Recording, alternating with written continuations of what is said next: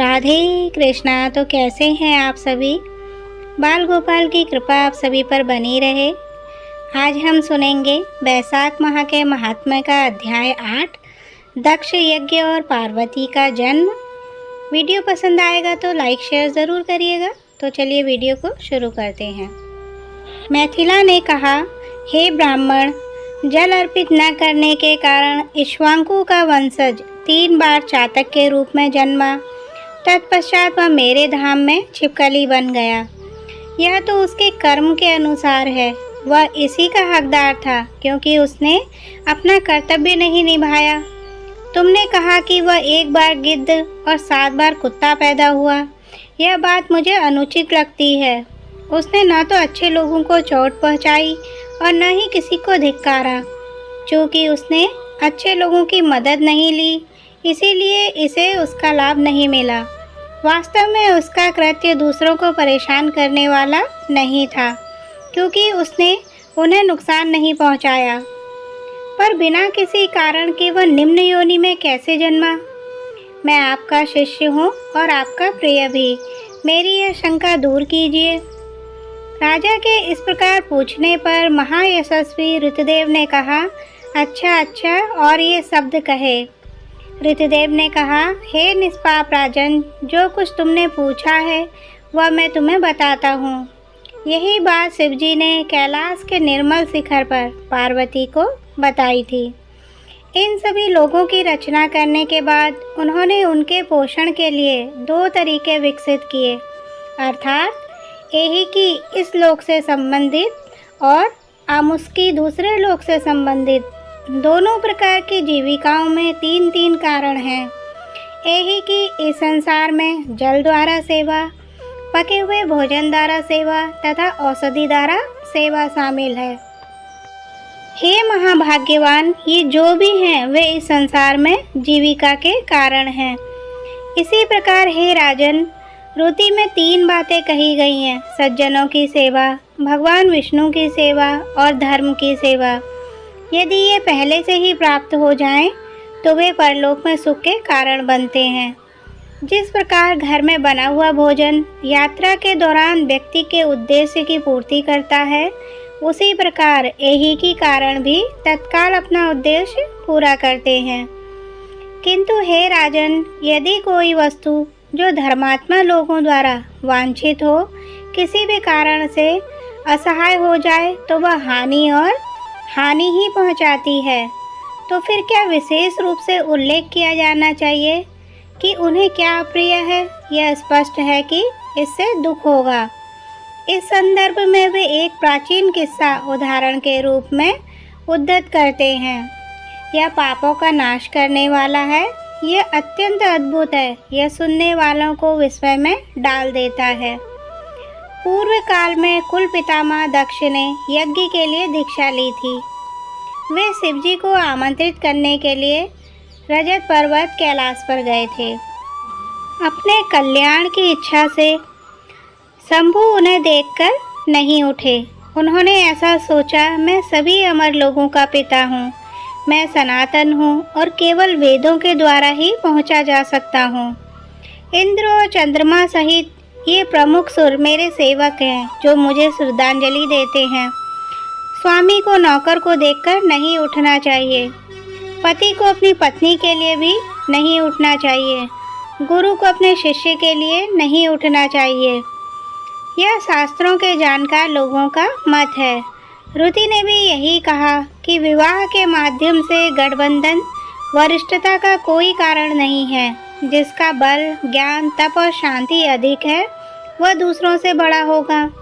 जो नीचे हैं वे सेवक होंगे। यदि स्वामी आदि बड़े लोगों, सेवकों और अन्य लोगों को देखकर स्नेह के कारण उठ खड़े होते हैं, तो उन लोगों की आयु, धन, यश और संतान तुरंत नष्ट हो जाती है। इसीलिए मैं खड़ा नहीं होऊंगा, क्योंकि मेरे ससुर मुझे बहुत प्रिय है। ऐसा सोचकर दक्ष के कल्याण की दृष्टि से भगवान अपने आसन से बिल्कुल भी नहीं हिले। यह देखकर कि मृद शिव अपने आसन से नहीं उठे, प्रजापति क्रोधित हो गए। पर्वत की पुत्री के स्वामी के सामने उसने उसे अनेक प्रकार से धिक्कारा। हाय यह अहंकार! हाय इस अशिक्षित दरिद्र का अहंकार चमड़े के समान रह गया। एक बूढ़ा बैल ही उसकी संपत्ति है, इसीलिए वह खोपड़ी की हड्डी रखता है। वह विधर्मियों के लिए भी सुलभ है। उसे भाग्य कैसे सुप्रदान कर सकता है, क्योंकि उसे व्यर्थ ही गर्व है। इस संसार में ज्ञानी लोग पुण्य कर्मों को उनके प्रदर्शन से ही समझते हैं। यह बेचारा शीत से पीड़ित है, हाथी की पवित्र खाल पहनता है। इसका निवास स्थान शमशान है और इसके आभूषण लोग कहते हैं सर्प है। इसमें न तो साहस है न ज्ञान। ये दोनों ही उस भेड़िए के समान से भाग गए थे। यह सदैव भूत प्रेतों, दुष्टात्माओं और अन्य दुष्ट प्राणियों के साथ घनिष्ठता और संगति में रहता है। इसके वंश के विषय में कुछ भी सुनने में नहीं आता। अच्छे लोग इसका सम्मान नहीं करते। पहले मुझे दुष्टचित्त नारद ने गलत तरीके से इस पर विश्वास दिलाया था। उनके कहने पर मैंने अपनी पुत्री सती को इसे दे दिया था। यह भी एक अलग धर्म का पालन करने वाली बन गई है। इसे इसके घर में सुखपूर्वक रहने दो। चांडाल के हाथ में पहुँचे कुम्हार के बर्तन के समान न तो यह व्यक्ति और न ही मेरी पुत्री किसी भी प्रकार से स्वीकार्य है। इस प्रकार मोहग्रस्त आत्मा वाले दक्ष ने उमा या शिव को आमंत्रित नहीं किया, अपितु उन्हें अनेक प्रकार से डांटा और चुपचाप अपने घर चले गए। तत्पश्चात वह भगवान की निंदा करता हुआ यज्ञ कक्ष में गया। वहाँ ऋत्विकों और मुनियों के साथ उसने यज्ञ विधि से यज्ञ संपन्न किया। ब्रह्मा और विष्णु को छोड़कर सभी देवता वहाँ आ गए। सिद्ध, चारण, गंधर्व, यक्ष, राक्षस और किन्नर भी वहाँ आ गए। उस समय सुशील एवं गुणवती सती अपनी स्त्रियोचित चंचलता के कारण मोहित हो गई और उत्सव देखने तथा वहाँ एकत्र हुए स्वजनों से मिलने के लिए उत्सुक हो उठी। यद्यपि रुद्र ने उसे रोका था, यद्यपि वह अपने पिता द्वारा अपमानित हुई थी, फिर भी उसने स्त्री के चंचल स्वभाव के कारण जाने का निर्णय किया। शिवजी ने उसे अनेक प्रकार से रोका। हे उत्तम वर्ण वाली देवी, वह सदैव भरी सभा में मेरी निंदा करता है। यह असहनीय है। यह सुनकर यह सत्य है, तुम अपना शरीर त्याग दोगी। यद्यपि यह असहनीय है, फिर भी मुझे इसे सहना होगा, क्योंकि मैं घर अपना पारिवारिक जीवन चलाना चाहती हूँ। हे भद्र महिला, तुम भी वैसा ही कर रही हो जैसा मैंने किया है, अतः तुम यज्ञशाला में मत जाओ। निश्चय ही तुम पर कोई सुप्रभाव नहीं पड़ेगा। इस प्रकार आग्रह करने पर भी देवी ने अपनी चंचलता नहीं छोड़ी। सती अकेले ही पैदल घर से निकली। उन्हें देखकर बैल ने चुपचाप देवी को अपनी पीठ पर बैठा लिया। तब सती के पीछे करोड़ों भूतों के समूह चले। यज्ञ कक्ष में जाकर वह स्त्रियों के लिए बने हुए कक्षों में चली गई। सती को देखकर सब लोग चुप हो गए। मानसिक व्यथा से ग्रस्त होकर वह वहां से चल पड़ी। अपने पति के वचनों को याद करती हुई वह उत्तर वेदी पर गई। उसे देखकर उसके पिता तथा वहां उपस्थित सभी लोग उसे आशीर्वाद दिए बिना चुपचाप खड़े रहे। वह रुद्र की आहुति के समय तक अपने पिता का यज्ञ देखती रही। जब उसके पिता रुद्र को नीचे उतारने लगे, तब उसने आंसू भरी आंखों से कहा। देवी ने कहा, महान लोगों का अपमान करना और उनका उल्लंघन करना सामान्यतः लोगों के कल्याण के लिए अनुकूल नहीं है। रुद्र लोगों के निर्माता हैं, वे लोगों के प्रशासक हैं, वे सभी के अपरिवर्तनीय स्वामी हैं। फिर भी ऐसा कैसे है कि हविष्य रुद्र को नहीं दिया जाता? क्यों? यहाँ आए हुए अन्य लोग आपके बुरे इरादों को क्यों नहीं उजागर करते? सज्जन लोग ऐसा व्यवहार नहीं करते। क्या भाग्य उनके प्रतिकूल है? ऐसा कहते हुए पूषण देव हंसने लगे। भृग जी, जिनका पुण्य नष्ट हो चुका था, अपनी मूछें और दाढ़ी हिलाने लगे। अन्य लोगों ने अपनी भुजाएं, टांगें, जांघें और पार्श्व भाग सहलाए। उसके अभागे पिता ने उसकी अनेक प्रकार से निंदा की। यह सुनकर रुद्र की पत्नी मन ही मन बहुत क्रोधित हो उठी। इसे सुनने के पश्चात प्रायश्चित करने के लिए सती ने वेदी के मध्य में स्थित यज्ञ की अग्नि में अपने शरीर की आहुति दे दी। जबकि सभी लोग खड़े होकर देख रहे थे, बहुत शोरगुल मच गया। प्रथम गण तुरंत दौड़े और उन्होंने देवों के देव को सारी बात बताई। यह सुनते ही रुद्र अचानक उठ खड़े हुए। वे संसार के संहार का काल के समान हो गए। उन्होंने अपने हाथ से अपनी जटाएं उखाड़ी और उसे जमीन पर पटक दिया। वहां से 1000 भुजाओं वाले विशाल शरीर वाले अत्यंत शक्तिशाली वीरभद्र पैदा हुए। उन्होंने ब्रह्मांड के संहार का काल का तेज धारण कर लिया। तब उन्होंने श्रद्धापूर्वक हाथ जोड़कर हर से कहा, मुझे उस कार्य में लगाओ जिसके लिए मुझे बनाया गया है। ऐसा कहने पर क्रोधित ध्रुवजटी शिव ने अपने सामने खड़े वीरभद्र से कहा, दक्ष को मार डालो जिसने मेरी निंदा की है और जिसके कारण मेरी प्रिय पत्नी ने आत्महत्या कर ली है। भूत प्रेतों के समूह और महान बलवान प्रेत इस वीरभद्र के साथ चले जाएं। भगवान की आज्ञा पाकर वे सब लोग यज्ञ सभा में गए और उन्होंने उन सभी महान वीर देवताओं, असुरों, मनुष्यों और अन्यों पर प्रहार किया। जटाओं से उत्पन्न वीरभद्र ने हंसने वाले पूषण के दांत तोड़ डाले तथा दुष्ट बुद्धि वाले भृगु की मूछें उखाड़ दी। शक्तिशाली वीरभद्र ने दक्ष के उन विभिन्न अंगों को काट डाला जिन पर पहले प्रहार किया गया था। उसने दक्ष का सिर काटने के लिए बहुत प्रयास किया, क्योंकि उसका सिर ऋषियों के मंत्रों द्वारा भली भांति सुरक्षित था, अतः उसे बलपूर्वक नहीं काटा जा सकता था। यह जानकर स्वयं हरि वहां आए और उन्होंने उस दुष्ट का सिर काट डाला। यज्ञ में आए हुए लोगों को मारकर वह अपने अनुयायियों सहित अपने धाम को चला गया। जो लोग बच गए वे ब्रह्मा की शरण में चले गए। ब्रह्मा जी उनके साथ शिव के धाम कैलाश गए। उन्होंने नाना प्रकार के वचनों से रुद्र को शांत किया। भगवान उनके साथ यज्ञ कक्ष में गए और यज्ञ में आए हुए सभी लोगों को पुनर्जीवित किया।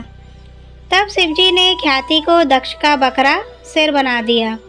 बकरे की दाढ़ी उन्होंने सज्जन भृगु को दे दी। उन्होंने पूषण को उसके दांत तो नहीं लौटाए, परंतु उसे बिना दांत के आटा खाने योग्य बना दिया। शिव ने कुछ विकृत अंगों को सीधा भी कर दिया। सभी का कल्याण हुआ। ब्रह्मा और शिव ने उस महापुरुष का यज्ञ पुनः पूर्ववत आरंभ किया। यज्ञ के समाप्त होने पर सभी देवता अपने अपने धाम को चले गए। रुद्र ने ब्रह्मचर्य का कठोर व्रत धारण किया और घोर तपस्या की। रुद्र ने गंगा के तट पर पुनांग वृक्ष कैलोफिलम इनोफिलम की जड़ में घोर तपस्या की। दक्ष की पुत्री सती ने अपना शरीर त्याग दिया और पुनः मैना और हिमालय की पुत्री के रूप में जन्म लिया। वह उनके निवास में पली बढ़ी। इस समय तारक नामक महान असुर ने घोर तपस्या करके ब्रह्मा परमेष्टि को प्रसन्न किया।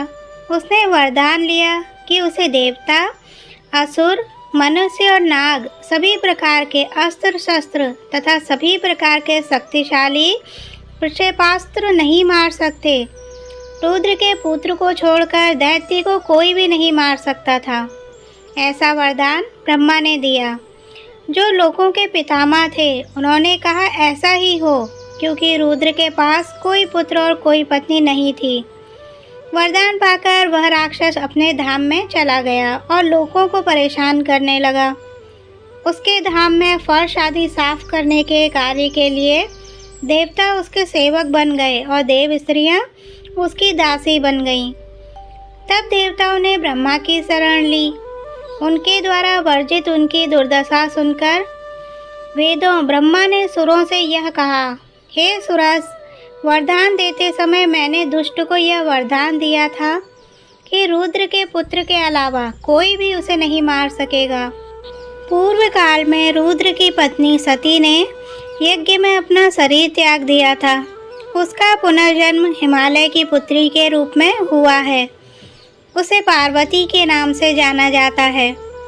रुद्र हिमालय की चोटी पर घोर तपस्या में लीन है। लोकों के स्वामी रुद्र को पार्वती के साथ मिला दो। फिर देवों के स्वामी देवेंद्र के धाम में पाक के दंडक के प्रमुख देवों के साथ परामर्श किया, जो वहां अधीशन बृहस्पति के साथ एकत्रित हुए थे। अपने कार्य के लिए उन्होंने नारद और स्मर का स्मरण किया। वे वहां आए और बल के शत्रु अर्थात इंद्र ने उनसे ये शब्द कहे, कृपया हिमालय के पास जाकर उन्हें अपने वचनों को समझाइए कि आपकी पुत्री पहले सती थी, जो दक्ष की पुत्री और हर की पत्नी थी। उनसे वियोग में वह 10 कन्याओं के साथ आपके शिखर पर तपस्या कर रही है। मृत भी आपके शिखर पर तपस्या कर रहा है। उसकी प्रियतमा को मृत की सेवा में लगा दीजिए, वह अवश्य ही उसकी पत्नी बनेगी और वही उसका पति होगा। इंद्र के ऐसा कहने पर नारद पर्वत के पास गए और देवेंद्र के कहे अनुसार सब कुछ किया। तत्पश्चात इंद्र ने कामदेव को बुलाकर उनसे यह कहा, देवताओं के कल्याण के लिए तथा मृदा के हित के लिए भी तुम बसंत के साथ रुद्र के तपस्वी उपवन में जाओ। बसंत के वे लक्षण प्रकट करो जिनसे हृदय में प्रेम की तरंगें उठती हैं। जब देवी पार्वती मृदा के निकट हो तो अपने बाण छोड़ो और महाप्रभु को अपनी ओर आकर्षित करो, तब उनका मिलन हो जाएगा तो हमारा कार्य तुरंत पूरा हो जाएगा। ऐसा आदेश पाकर स्मर ने कहा, ऐसा ही होगा, और तुरंत चल पड़ा। वह रति वसंत और अपने समस्त अनुचरों के साथ उस वन में चला गया। अपनी शक्ति के बल पर उन्होंने उस सुंदर वन में मंद मंद हवा के द्वारा असमय वसंत ऋतु का सृजन किया। एक बार देवों के देव पार्वती की सेवा से प्रसन्न हुए। उन्होंने उसे अपनी गोद में ले लिया और उससे कुछ बातें करने लगे। स्मर ने तय किया, अब भगवान का अपनी प्रिय पत्नी के साथ मिलन का समय आ गया है। उन्होंने अपना सुंदर और कोमल धनुष उठाया और हारा के पीछे खड़े हो गए। एक पेड़ को अपनी आड़ बनाकर उन्होंने एक बाण छोड़ा। उन्होंने एक दूसरा बाण भी लगाया और उसे छोड़ने के लिए खुद को तैयार किया। व्यथित होकर मृद ने सोचा, मेरा मन इस प्रकार विचलित नहीं होगा, इसे किसने दूषित कर दिया है। इस प्रकार चिंतित होकर उसने मुड़कर देखा कि कामदेव उसके पास खड़े हैं। उसने क्रोध में आकर अपनी माथे की आंखें खोली और देवी को अपनी गोद से दूर कर दिया। उसकी आंख से एक प्रचंड अग्नि निकली जिससे सारे लोग भयभीत हो गए। इससे मनमत अपने धनुष सहित तुरंत जल गया। अपने कार्य की पूर्ति देखकर तथा स्वयं को दंडित होने की आशंका से देवता बसंत और रति स्वर्ग की ओर भाग गए। देवी भयभीत हो गईं। उन्होंने अपनी आंखें बंद कर लीं और दूर भाग गईं। स्त्री की उपस्थिति से बचने के लिए मृदा वहां से गायब हो गई। इंद्र ने रुद्र को प्रसन्न करने तथा साथ ही अपने हित के लिए कुछ करने की इच्छा की तथा उसे दुर्भाग्यपूर्ण परिणाम प्राप्त हुआ। जो व्यक्ति अत्यंत अप्रिय कार्य करता है उसके लिए और भी बुरा परिणाम अपेक्षित है। अतः इक्ष्वाकु के वंशज मंदबुद्धि, जो सदैव साधु पुरुषों के प्रति प्रतिकूल व्यवहार करते थे, ने अच्छे लोगों की सेवा का अनुष्ठान नहीं किया, जो उनके स्वयं के कल्याण के लिए अनुकूल होता। उसने बहुत दुख भोगा और फिर वह निम्न योनि में जन्मा। इसीलिए मनुष्य को अच्छे लोगों की सेवा करनी चाहिए, जिससे सभी उद्देश्य पूरे होते हैं। चूँकि उसने रुद्र को अप्रसन्न करने वाला कुछ किया था, इसीलिए स्मर को अपने अगले जन्म में बहुत दुख का अनुभव हुआ। यद्यपि वह एक महान राजा था। जो मनुष्य दिन रात इस पुण्यमयी कथा का स्मरण करते हैं, वे निसंदेह जन्म, मृत्यु, वृद्धावस्था आदि से मुक्त हो जाते हैं। तो ये था बैसाख माह के महात्म्य का अध्याय 8। कल सुनेंगे हम अपना अध्याय 9। उम्मीद है आप सबको वीडियो पसंद आया होगा। वीडियो पसंद आया हो तो लाइक शेयर ज़रूर करिएगा। तो मिलते हैं अपने अगले अध्याय में। तब तक के लिए राधे राधे।